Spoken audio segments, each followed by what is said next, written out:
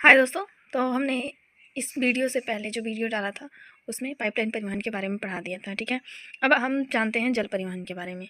तो video start करने से पहले अगर आपने हमारी पहली वीडियो नहीं देखी है तो हमारे चैनल पे जाके आप उन वीडियो को देख लें, उसके बाद ही इस वीडियो को देखें ताकि आपको अच्छे से समझ में आए। तो स्टार्ट करते हैं हम आज का लेक्चर। आज है जल परिवहन, ठीक है। जल परिवहन में देखते हैं हम कि यह परिवहन, जल परिवहन कहने का मतलब क्या है कि जो भी परिवहन है, ठीक है, वो जल पे चलते हैं, ठीक है। जैसे कि अगर हम पानी जहाज की बात करें, समुद्रीन की बात करें, ये सब परिवहन जो है जल परिवहन है। यह परिवहन साधनों में ऊर्जा सक्षम तथा पर्यावरण अनुकूल है। भारत में अंतःस्थलीय नौ संचालन जलमार्ग इतने किलोमीटर लंबी है, इतने में 14,500 किलोमीटर लंबी है नौ संचालन जलमार्ग। इसमें केवल 5,685 किलोमीटर मार्ग ही मशीनीकृत नौकाओं द्वारा तय किया जाता है। नॉर्थ ईस्ट राज्यों में आंतरिक जलमार्ग परिवहन अधिक महत्वपूर्ण है। भारत सरकार द्वारा घोषित किए गए राष्ट्रीय जलमार्ग, तो भारत सरकार ने कुछ जलमार्ग हैं जिनको राष्ट्रीय नेशनल जलमार्ग के रूप में घोषित किया है, ठीक है। तो उसके बारे में हम पढ़ने वाले हैं। तो यहाँ पे आता है पहला, हल्दिया तथा इलाहाबाद के मध्य गंगा जलमार्ग। हल्दिया जो है, हल्दिया आपको पता है पश्चिम बंगाल में है, और जो इलाहाबाद है वो उत्तर प्रदेश में, ठीक है। तो हल्दिया तथा इलाहाबाद के मध्य जो है गंगा जलमार्ग, उसकी जो लंबाई है वो 1620 किलोमीटर है। नौगम्य जलमार्ग संख्या 1 है, ठीक है। इसको जलमार्ग संख्या क्या है, 1 कहते हैं। उसके बाद कह रहा है कि भारतीय अंतर्देशीय जलमार्ग प्राधिकरण IWAI, ठीक है। अब हम बात करते हैं सदिया व धुबरी। सदिया व धुबरी के मध्य 891 किलोमीटर लंबा ब्रह्मपुत्र नदी जलमार्ग है। नौगम्य जलमार्ग संख्या 2 इसे बोलते हैं, ठीक है। तो ये जो है सदिया व धुबरी के मध्य में है, 891 किलोमीटर लंबी है और ब्रह्मपुत्र नदी पे है। उसके बाद आता है केरल में पश्चिम, आपको बताते हैं धुबरी जो है ना, धुबरी वो असम जिले में है। उसके बाद कह रहा है केरल में पश्चिम तटीय नहर। तो केरल में पश्चिम तटीय, केरल आपको बताते थे ना यहाँ पे है, ये इसी को भारत का पश्चिम तट बोलते हैं। तो यहाँ पे जो नहर है, ठीक है, तो वहाँ का बात कर रहा है नौ संचालन के बारे में। तो कोटापुरम से कोलम तक उद्योग मंडल तथा चंपाकर नहरें हैं। इसकी लंबाई इतने किलोमीटर है, 205 किलोमीटर। नौगम्य जलमार्ग संख्या 3 है ये, ठीक है। इसमें इंपॉर्टेंट है आप इन सब की लंबाई, जलमार्ग संख्या किस नदी पे है, कहाँ पर है, सब अच्छे से याद कीजिएगा, बहुत ही इंपॉर्टेंट है। उसके बाद आ रहा है काकीनाडा और पुदुचेरी नहर स्ट्रेचर के साथ गोदावरी और कृष्णा नदी का विशेष विस्तार 1,078 किलोमीटर। राष्ट्रीय जलमार्ग संख्या 4 है। यहाँ पे काकीनाडा आपको बताते हैं आंध्र प्रदेश में है, और पुदुचेरी तब जानते हैं। तो फिर जो काकीनाडा और पुदुचेरी हैं, तो नहर स्ट्रेच के साथ साथ गोदावरी और कृष्णा नदी का विशेष विस्तार इतने किलोमीटर तक है, और इसको राष्ट्रीय जलमार्ग संख्या 4 कहते हैं। उसके बाद बात आती है मताई नदी। पहले बता दे रहे आपको मताई नदी कहाँ है। मताई नदी ओडिशा में है, देखिए यहाँ पे लिखा है। तो मताई नदी महानदी के डेल्टा चैनल, ब्राह्मणी नदी और पूर्वी तट नहर के साथ ब्राह्मणी नदी का विशेष विस्तार इतने किलोमीटर है। इसको नेशनल जलमार्ग संख्या 5 बोलेंगे, ठीक है। मताई नदी महानदी के डेल्टा चैनल, ब्राह्मणी नदी और पूर्वी तट नहर के साथ ब्राह्मणी नदी का विशेष विस्तार इतना है। ये हमारा जलमार्ग संख्या जो है नेशनल राष्ट्रीय जलमार्ग संख्या 5। यहाँ पे 5 जलमार्ग संख्या के बारे में बताना था, ठीक है, जो हमारा कंप्लीट हुआ। उसके बाद यहाँ कह रहा है कुछ अन्य अंतर जलमार्ग जिस पर परिवहन होता है, जिसमें देखिए ये जलमार्ग है 5 तो हो गया जिसको नेशनल जलमार्ग कहा गया है, राष्ट्रीय जलमार्ग। उसके बाद भी अभी कुछ बाकी हैं जलमार्ग। तो कुछ अन्य जलमार्ग की जब हम बात करते हैं तो उसमें हम बात करते हैं मांडवी, जुआरी और कंबरजुआ, सुंदरवन, बराक, केरल का पश्चिम। ये सब अन्य मार्ग है जहाँ पे ये सब अन्य जलमार्ग हैं।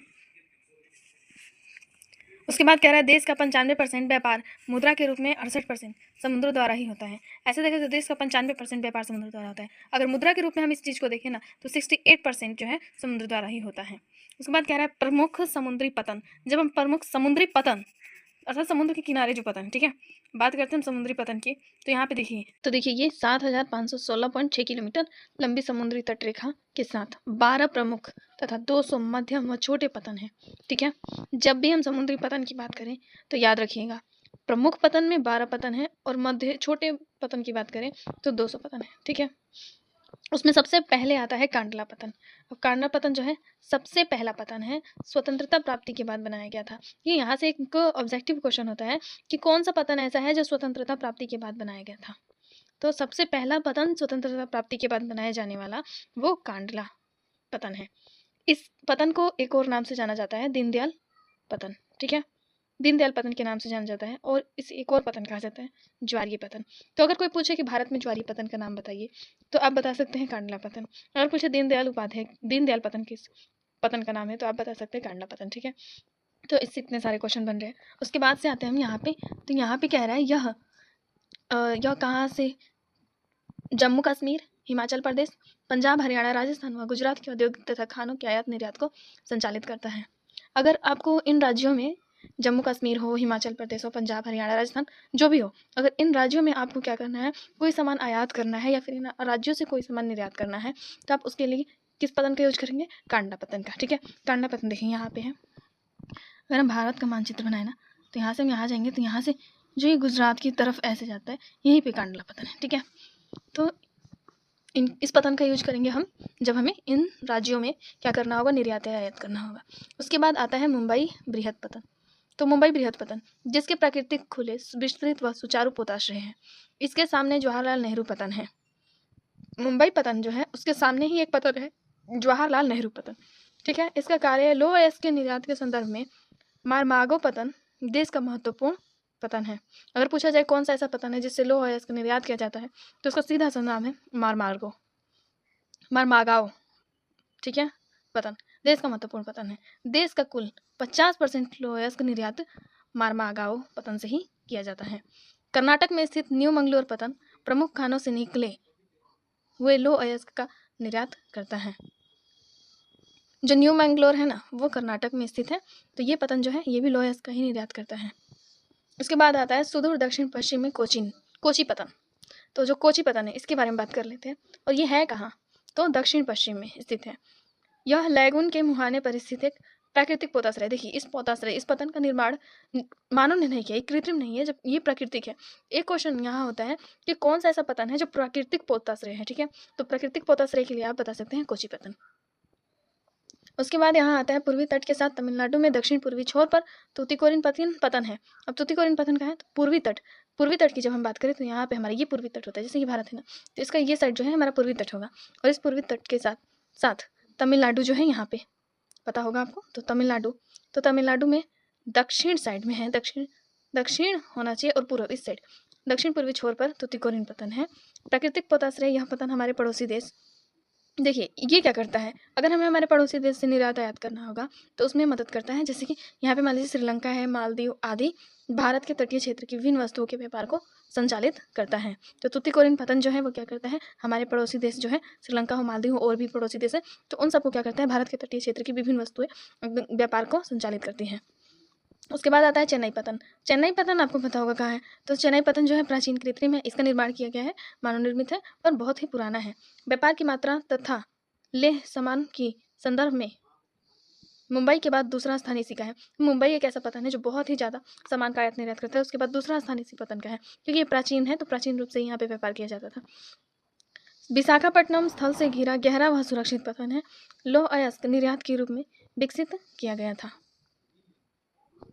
उसके बाद आ रहा है ओडिशा में स्थित पारादीप पतन, लौह अयस्क निर्यातक है। ओडिशा में कौन सा पतन स्थित है, पारादीप, उसका क्या कार्य है, वो भी लोह अयस्क को निर्यात करता है। उसके बाद आता है 7 नंबर, कोलकाता एक अंततः स्थलीय नदीय पतन है। कोलकाता क्या है, नदीय पतन है। गंगा ब्रह्मपुत्र बेसिन के बृहद व समुद्री पृष्ठभूमि को सेवाएं प्रदान करता है। ज्वारीय पतन तथा हुगली के तलछट जमाव से इसे नियमित रूप से साफ करना पड़ता है। देखिए ये क्या है, यहाँ पे ज्वारीय पतन है और जो हुगली है ना, उसके तलछट जमाव से ये जो है बहुत गंदा हो जाता है, जिसके कारण इसे नियमित रूप से हमेशा साफ करना पड़ता है। उसके बाद आ रहा है हल्दिया पतन। तो हल्दिया पतन देखिए, कोलकाता पतन पर बढ़ते व्यापार को कम करने के लिए हल्दिया पतन का निर्माण किया गया था।